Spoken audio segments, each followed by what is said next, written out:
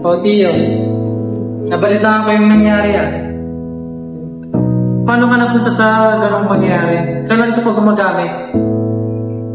Hindi mo po alam kung saan kailan ako nagsimula. Na-influensya na po kasi ako ng kaibigan. Nadala po sa... Natulak po kasi nila ako sa kanila.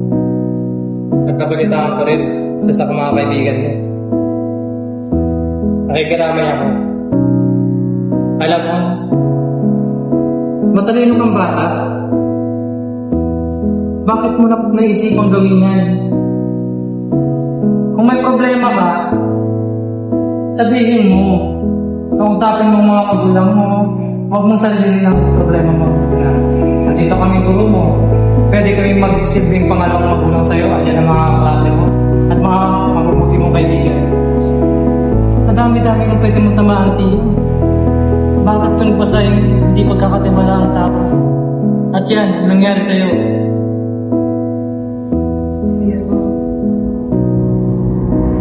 Ano ka kapit lumapaan tayo at tinapin na kain?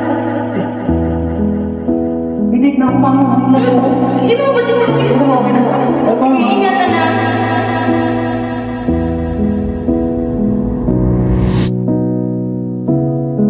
Ginawa naman sa physics. Ito, 59 tayo. Dali-dali lang yan. Hoy, huwag kang alay. Huwag kang nasasagot tayo sa iyo. Kasi ito pa ako. Sinasagot ka. Hindi ko lang. Sila ka tika.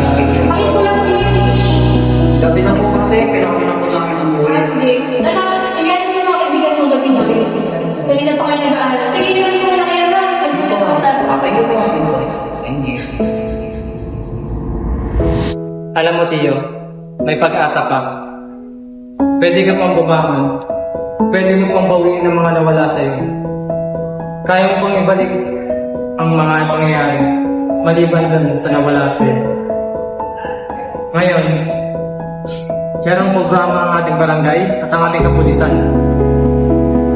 Pwede kang magpaliham sa kanila, isang linggong gamutan para maging okay ka ulit. At pwede ka na ulit makapasok sa eskwela.